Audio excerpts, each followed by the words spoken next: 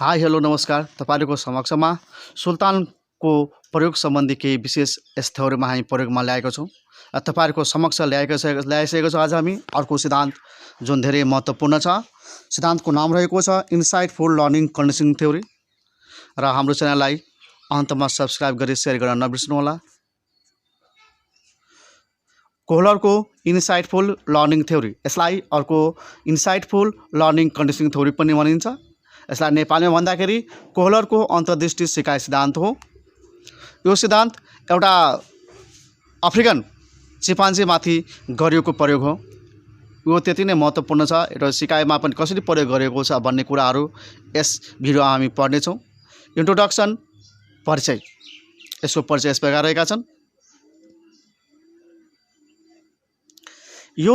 यो सिद्धान्तको प्रतिपादक वोल्फग्याङ कोहलर र कोफोका हुन्। इन्साइट अन्तर्दृष्टि भन्नाले कुनै वस्तु वा चिजको बुझाइ भन्ने बुझिन्छ।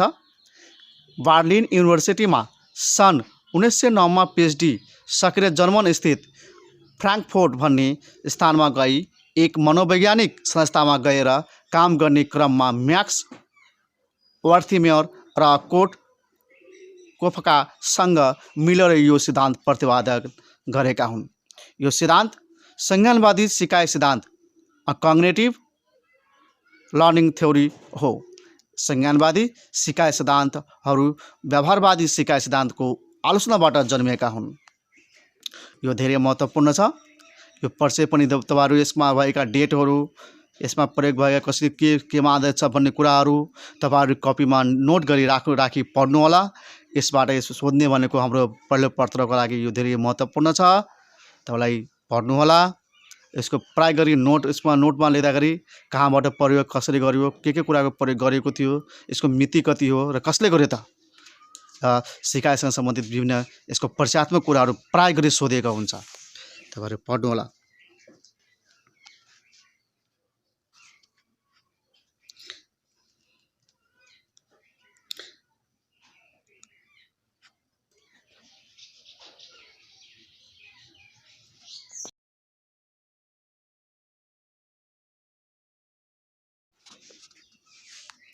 यो सिकाइ सिद्धान्त गेस्टाल्ट साइकोलोजीको उपज हो। यो प्रयोग अफ्रिकन चिम्पान्जीमाथि गरिएको थियो। कहिलेकाहीँ नयाँ परिस्थितिमा कुनै पनि समस्याको समाधान बाटो एकाएक उत्पन्न भई आफ्नो लक्ष्य प्राप्ति गर्ने हुन्छ। यसैलाई हामी अन्तर्दृष्टि सिकाइ भनिन्छ।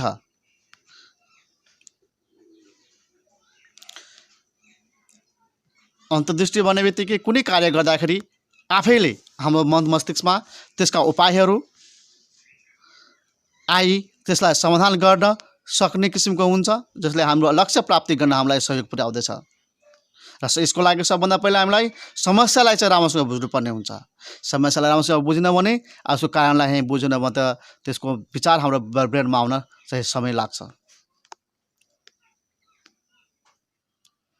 सुल्तान माथिको प्रयोग। सुल्तान भन्नाले चिम्पान्जी माथिको प्रयोग भन्ने बुझिन्छ। कोहलर्स भन्ने बित्तिकै यति बुझ्नु कि चिम्पान्जी हो। चिम्पान्जीको नाम चाहिँ सुल्तान राखेको थियो। त्यससँग सम्बन्धित रहेको छ यो सिद्धान्त। जर्मन मनोवैज्ञानिक कोहलरले अफ्रिकामा सन् 1913 देखि सन् 1917 सम्म चिम्पान्जीमाथि विभिन्न प्रयोगहरू गरे। त्यसको आधारमा सन् 1917 मा द मेन्टालिटी अफ एप्स नामक पुस्तक पनि उसले जर्मनी भाषामा प्रकाशित गरे। उनले चाहिँ यही बुकलाई सन् 1925 मा अङ्ग्रेजी भाषामा पनि अनुवाद भएपछि चाहिँ यो सिद्धान्त चाहिँ बढी प्रख्यात भएको पाइन्छ। उनले गरेका प्रमुख प्रयोग निम्न छन्। प्रयोग नम्बर 1, एउटा सुल्तान नामको भोको चिम्पान्जीलाई बन्द कोठामा थुनेर राख्दछन्। कोठाका दृश्यहरू देख्न सकिने व्यवस्था गरिएको हुन्छ। कोठाको छतमा पाकेको केरा झुन्ड्याएको हुन्छ। केरा देख्न साथ सुल्तान उफ्रने, भुइँ र भित्तामा दौड्न र झम्टने प्रयास गर्ने जस्ता कार्यहरू गर्दछन्। उसले केही बेर उसले यस्तो गर्दा गर्दै पनि जब उसको हातमा केरा चाहिँ आउँदैन, उसलाई केरा चाहिँ प्राप्त हुँदैन, त उसलाई त भोक त लागेको हुन्छ। तर उसले जब उसको हातमा जब आउँदैन तब उसले केही बेरसम्म सोच विचार चाहिँ गर्दछ। सोच विचार गर्दा गर्दै गर्दा गर्दै गर्दा गर्दै एक्कासी उसको मनमा उसको केही विचारहरू छ, सोच विचारहरू आउँदछन्। विचार अनुसार उसलाई के गर्दछ भने अब नेक्स्ट स्क्रिनमा हेर्नुहोस्।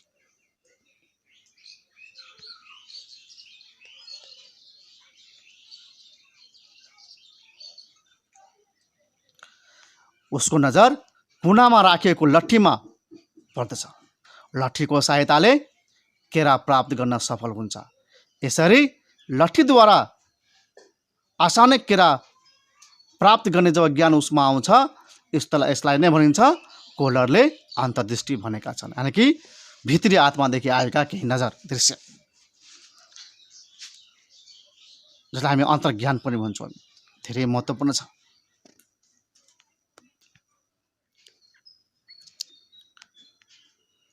अनि अब उसले अर्को प्रयोगमा कसरी गरेको छ त त्यो हेरौँ।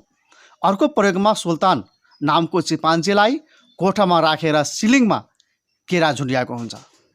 यसपटक अब लट्ठीको प्रयोग चाहिँ दिँदैन, किनभने प्रयोग नम्बर 1 मा उसले लट्ठीको प्रयोग गर्न दिएको थियो। तर अब लट्ठीको सट्टामा कोठाको छेउमा हलुका बाकसहरू, जसले उठाउन सक्ने किसिमको हलुका बाकसहरू राखिएको हुन्छ।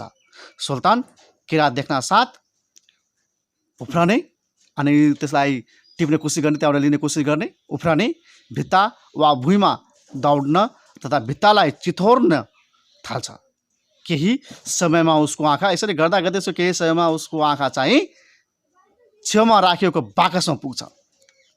बाकस माथि चढ्दा अग्लो हुने कुरा थाहा पाए उसले एउटा बाकसमाथि अर्को बाकस राखेर सिलिङको केरा खान सफल हुन्छ। यसरी अचानक सिलिङमा राखेको केरा खानका लागि सफल हुनुलाई अन्तर्दृष्टि भनेका छन्। अब उसलाई पनि यो पनि कुरा थाहा उसको दिमागमा आउनु पर्यो कि बाकसलाई हामी कसरी मिलाएर राख्यो भने हामी त्यहाँ केरासम्ममा हाम्रो हात पुग्छ। त्यो बाकसलाई मिलाएर राख्न पनि सिक्नु भनेको एउटा के त अन्तर्दृष्टि नै हो। त्यो जब त्यो एकमाथि अर्को राखेर जब केरा उसको हातमा प्राप्त हुन्छ, जब खान्छ अनि त्यसलाई के हुन्छ, त्यो सफल हुनलाई के भनेको छ त अन्तर्दृष्टि भनेका छन्।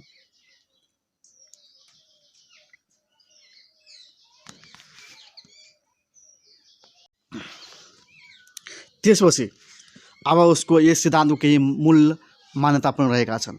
मूल मान्यता त्यति नै इम्पोर्टेन्ट छ, यो सिक्नु आवश्यक छ, बुझ्नु आवश्यक छ। उसको मूल मान्यतामा के रहेको छ भने यस सिद्धान्तको मूल मान्यतामा 1 नम्बर रहेको छ सिकारुले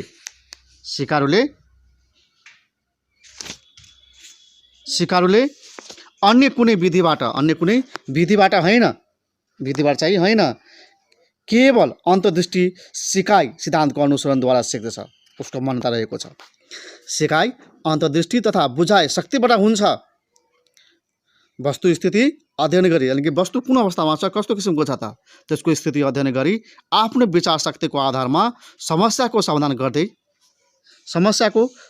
गर्दै सिकाइ हुन्छ। अब यसको मूल मर्म रहेको छ सिकाइका लागि प्राणी आफै जिम्मेवार हुनुपर्छ। सिकाइ सम्पूर्ण परिस्थितिको प्रत्यक्षीकरण, परसेप्सन एवं पुनः सङ्गठन रिअर्गनाइजेसनमा आधारित हुन्छ।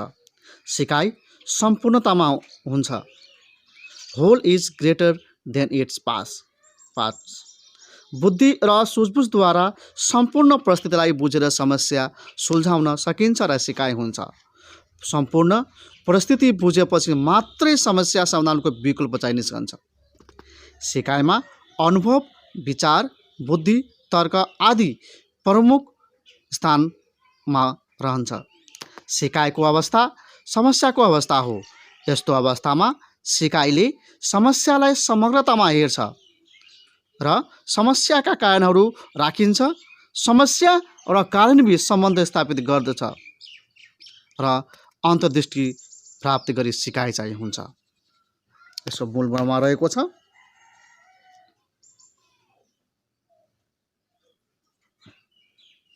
र यस सम्बन्धी अझै विशेष जानकारी प्राप्त गर्नको लागि तपाईहरुले बजारमा आएका उपलब्ध भएका विभिन्न बुकहरुमा मिडियाहरुमा हेर्नुहोला, पढ्नुहोला र यसको टिप्पण गरी चाहिँ राम्रोसँग राखी आफ्नो कपीमा पनि टिप्पण नोटको रूपमा राखी पढ्नुहोला र अन्तमा यो च्यानललाई हेरी यस भिडियोलाई हेरी यस च्यानललाई सब्स्क्राइब गर्न चाहिँ नबिर्सनुहोला र साथीहरुमा चाहिँ शेयर गर्न चाहिँ झनै नबिर्सनुहोला।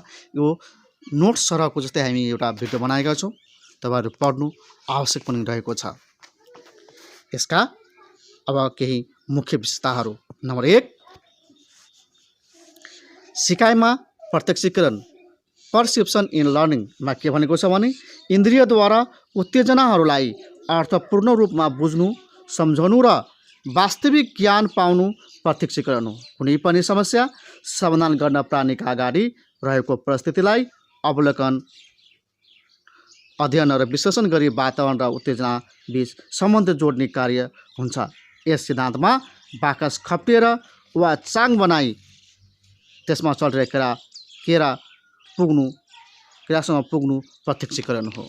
नम्बर 2 मा रहेको छ केन्द्रीय मध्यस्थता सेन्ट्रल मेडिटेसनमा के भनेको छ भने समस्या समाधानका क्रममा भएका थुप्रै विकल्प मध्ये गलत विकल्पलाई त्याग्दै एउटा मुख्य विकल्पमा केन्द्रित हुनुलाई केन्द्रीय मध्यस्थता भनिन्छ। यस सिद्धान्तका अनुसार केन्द्रीय मध्यस्थताको अभावमा सिकाइ हासिल गर्न सकिँदैन। नयाँ सम्बन्धको खोज।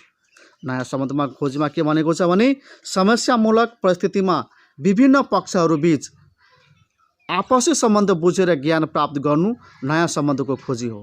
यस सिद्धान्तमा केराको उचाइ र बाकसको उपयोगिता बीच सम्बन्ध पत्ता लगाउन सक्नु नै नयाँ सम्बन्धको खोजी हो। अर्को रहेको छ सिकाइ प्रक्रियामा आकस्मिक परिवर्तन। कुनै समस्या समाधान गर्न प्रयत्न गर्दै भुल गर्दै क्रमिक र बिस्तारै नसिकी एक्कासी वा अकस्मात विचार आएर समस्या समाधान गर्नुलाई आकस्मिक परिवर्तन भनिन्छ। यहाँ बाकस खप्टाएर केरा पाउने विचार आउनु आकस्मिक परिवर्तन हो। अर्को रहेको छ लक्ष्यप्रति ध्यान केन्द्रित। लक्ष्यप्रति ध्यान केन्द्रितमा के भनेको छ भने लक्ष्य प्राप्त गर्न सिकाइलाई घचघच्याउने तत्व लक्ष्य प्राप्तिमा केन्द्रित गर्छ। जस्तै भोकले गर्दा चिम्पान्जीलाई केराप्रति ध्यान गएको देखिन्छ। अर्को रहेको छ अन्तर्दृष्टिको विकास। अन्तर्दृष्टिको विकास समस्यामूलक परिस्थितिलाई समाधान गर्न प्रत्यक्षीकरण र चिन्तनद्वारा समस्याको समाधानको मानसिक योजना निर्माण हुनु अन्तर्दृष्टिको विकास हो। अब नम्बर 7 मा रहेको छ सिकाइको स्थानान्तरणको माध्यमबाट सिकाइको परीक्षण।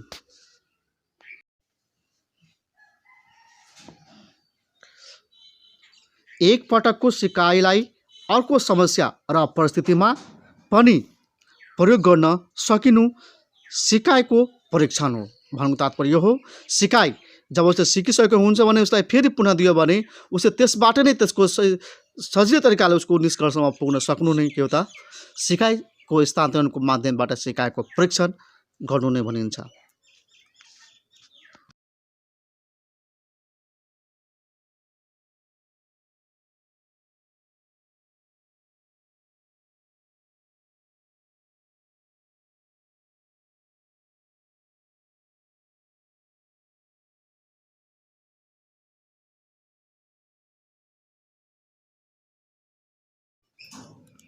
सिकाइको स्थानान्तरणको माध्यमबाट सिकाइको परीक्षण।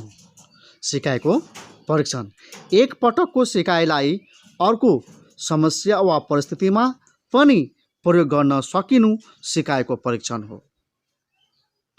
अब रहेको छ शैक्षिक उपयोग। नम्बर 1 समस्या समाधानको विधिको प्रयोग गर्न, अन्तर्दृष्टिको विकास गर्न, अन्तर्दृष्टिको विकास गर्न, केन्द्रीय मध्यस्थता प्रक्रियाको विकास गर्न, पूर्णबाट अंशतिर सिकाइ, शिक्षण सिकाइलाई लक्ष्योन्मुख र उद्देश्यमूलक ढङ्गबाट अगाडि बढाउन, समस्याको व्याख्या, विश्लेषण, चिन्तन, मनन गर्न लगाई अर्थपूर्ण ढङ्गले शिक्षण गर्न, सिकाइमा समस्या समाधान क्षमताको विकास गर्नको लागि यसलाई सिकाइलाई शैक्षिक उपयोगमा प्रयोग गरिएको पाइन्छ। तर त्यति नै महत्त्वपूर्ण छ। अझै बुकहरू पढ्नुहोला बजारमा आएका।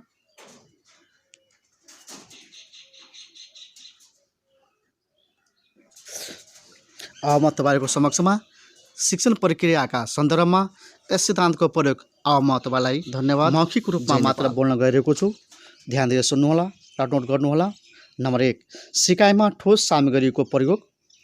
नम्बर 2, सिकाइमा पूर्ण रूपको प्रयोग, use whole form in teaching. Number 3, समस्या समाधान विधिको प्रयोग, use of the problem solving method. Number 4, सिकाइमा निरन्तरता, कन्टिन्युटी इन टिचिङ। नम्बर 5, उद्देश्य र लक्ष्यमुखी सिकाइ। नम्बर 6, सामान्यीकरण र विविधीकरण, जेनरलाइजेसन एन्ड डिस्क्रिमिनेसन। नम्बर 7, अर्थपूर्ण सिकाइ, मिनिङफुल टिचिङ। नम्बर 8, केन्द्रीय मध्यस्थ संरचनाको विकास, डेभलपमेन्ट अफ सेन्ट्रल मेडिटेसन। अब यस्तै रूपमा बुन्दागत रूपमा अन्तर्दृष्टि सिकाइको शैक्षिक प्रयोजनका लागि निम्नानुसार उल्लेख गर्न सकिन्छ। शिक्षाका उद्देश्यहरू निर्धारणमा प्रयोग गर्न सकिन्छ। नम्बर 2, उपयुक्त शैक्षिक सामग्रीको छनौटमा प्रयोग गर्न सकिन्छ। नम्बर 3, सिकाइ वातावरणलाई व्यवस्थित गर्नमा सहयोग गर्न सकिन्छ। नम्बर 4, विद्यार्थीको सक्रिय सहभागिता बढाउनमा प्रयोग गर्न सकिन्छ। नम्बर 5, विद्यार्थीहरूलाई रचनात्मक सिप सिकाउनु पर्दा बढी उपयोगी हुन्छ। नम्बर 7, अन्तर्दृष्टिको सिकाइबाट बालबालिकाहरूमा तर्कशक्ति, कल्पना गर्ने क्षमता, ठिक बेठिक छुट्याउने क्षमता जस्ता बौद्धिक पक्षको विकास हुन्छ। अन्तर्दृष्टिको सिकाइ विशेष गरी गणित शिक्षणमा सहयोगी हुन्छ। यो सिकाइबाट सङ्गीत र शारीरिक शिक्षा सिकाउन मद्दत पुर्याउँछ। ल अन्तमा रहेको छ, बालक स्वयंमा कुनै नयाँ कार्यका लागि खोज अनुसन्धान गर्ने सिपको विकास हुन्छ। धन्यवाद। र अन्तर्दृष्टि सिकाइमा असर पार्ने केही तत्त्वहरू पनि रहेका छन्। ती यस प्रकार छन्। नम्बर 1, सिकाइको उद्देश्य र लक्ष्यले सिक्नुपर्ने उद्देश्यलाई दिएको महत्त्व र प्राथमिक अनुसार अन्तर्दृष्टिका विकासमा प्रभाव पार्दछ। नम्बर 2, सिक्नुपर्ने विषयवस्तुलाई सकारात्मक र नकारात्मक जुन दृष्टिले महत्त्व र प्राथमिक दिइन्छ त्यसका आधारमा अन्तर्दृष्टि प्राप्तिका लागि सिक्नुपर्ने विषयवस्तुको प्रकृतिले प्रभाव पार्दछ। सिकारुले सिक्नुपर्ने समस्याको प्रत्यक्षीकरण गर्दा उसले प्राप्त गर्ने पृष्ठपोषणमा अन्तर्दृष्टि निर्भर गर्छ। नम्बर 5, सिकाइका अवस्थाहरू अस्पष्ट र खुला हुँदा अन्तर्दृष्टि विकास हुन सहज हुन्छ। धन्यवाद।